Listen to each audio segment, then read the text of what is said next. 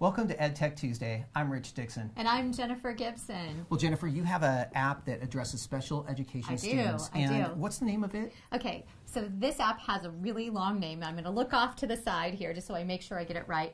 It's IEP Goals and Objectives with the Common Core State Standards. Okay, and we're looking at version 2.0 at the time of this recording. And what's the cost on this? Okay, the cost is $9.99, which I think is really reasonable for a special ed app. It is. After taking a look at a number of different apps that address the needs of special education students, many of them can be very expensive, much more so than even this. Some of them even cost several $100s. You're right, I do want to make sure that we're all clear on the context that while this does sound expensive to some, as compared to some of the other apps we've reviewed, I think $9.99 is probably pretty good. $9.99. Yes, not $99.99. $9.99. So the thing about this app also is it's really for the teacher, the special ed teacher, or maybe even a classroom teacher, and it's designed to help write IEP goals and objectives using those Common Core standards.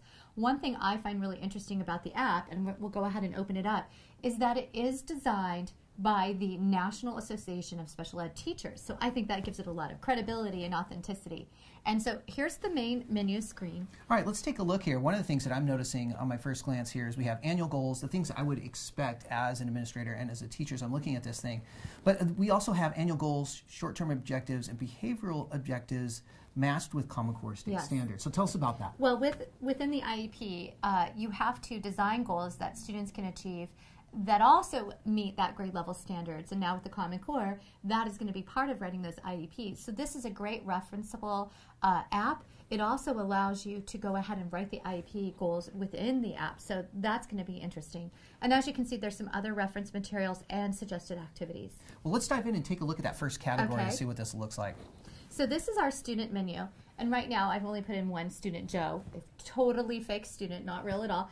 And then this over here in the left-hand corner where you see the plus symbol is where you would add a student to this particular menu.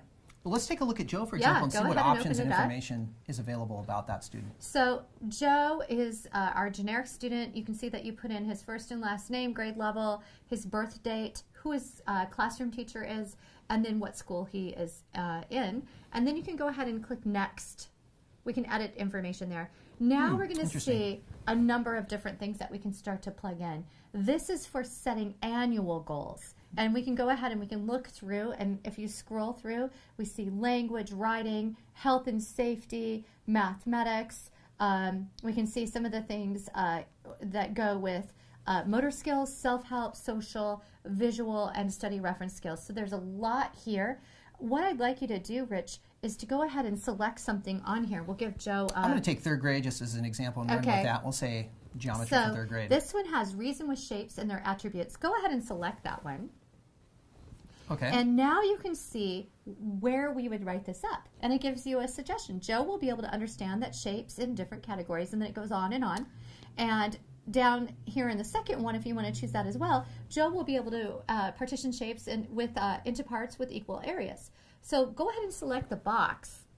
And now what you have here is you can either say, that's the goal I want, and you just click on Save, or, which I love, is you can add a mastery level. So click that one. As we know in IEPs, that is often the case. We need to have more specificity and just a broad goal. We need to have some target outcomes to measure for the students. So we have the accuracy, we have frequency, we have duration, distance, period of time, and action words. So I love that there's all of this here. Lots of options even if you're not going to necessarily use this for your platform for writing IEPs at your school, this is such a great reference to have and to use for that. I'm going to go ahead and make a choice up here. Okay.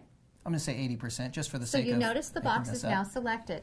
Let's go ahead and look at Joe's annual goals now. You can click on the icon in the right-hand corner that looks like an open book.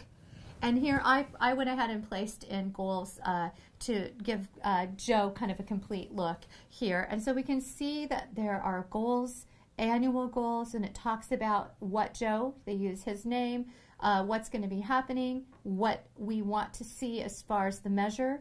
So you can see in here there's all kinds of different things. Now, are there any other report mechanisms that we haven't looked at so far? We're talking about annual goals at this point. We're looking at the annual goals and then the short-term goals within the particular. See, the short-term here is phonics and word recognition that we're working on. That is pretty much it. And so it's matching the short-term and behavioral objectives Excellent. to the annual goals, which you must do legally. Go ahead and tap on that arrow there. And I'm going to show you something I think is super useful. Very interesting. Yes. The ability to email this out. Now, of course, we want to be very Right. careful who our recipients are, but assuming that we need to share this with other stakeholders, teachers, administrators, parents as Even well. Joe himself, as he's older and is part of his own planning. There's a number of ways to do so. So you can copy this and then print it out through an AirPrint or email it, Or message. copy it and paste it right into another document, say Yes. in Google Drive or some other Right. authoring software that you might want to include this information into. Okay, so let's cancel out of this and go ahead and return back here. So we're back to our main, where we were selecting objectives. I'm going to go ahead and just go back through this set. One thing that I want to point out, while I love being able to create the IEP, one thing I wish the app would allow you to do is to put recommended activities right into the IEP. And there may be some legal thing as to why it doesn't, but let's now look at suggested activities. So Okay. go ahead and do this. Again, these activities aren't necessarily for Joe. You don't see anything about Joe here. No. So these are things to help you with talking to parents, talking to Joe, and talking to classroom teachers that are working with Joe. I'm going to just tap social skills so we can explore that. So I went ahead and clicked some of these thinking of Joe, our fake student, and now I can say, here's some social skills I want Joe to work on. You know, allows the student to earn coupons for good behavior and give them a sticker for every 10 coupons earned, every 3 stickers, give them a prize on Friday. So there's a number of suggested activities to help with social skills. And they, you know, this is very extensive and can be helpful in planning for Joe. But not a section to add open-ended comments that are No. above and beyond what's here. Right, right. I think of this more of a reference kind of thing, where the other one was building a legal document, perhaps, that you would then have to transfer to your software. But so that's activities, and you can see there's a number of different areas that they'll suggest activities. But let's go back to our main menu. The next ones that you're going to see here are reference sites as well. So overview of the Common Core. Go ahead and take a look at that. Sure. This now takes us to the Common Core documents and gives you links and overviews to what is happening within the standards. Those link out to the Common Core website. So that just is a reference. How to determine measurable goals in an IEP. This gives you kind of the, you know, the basics. This might be something that you share with a parent or another teacher you're working with. So that, again, referenceable materials.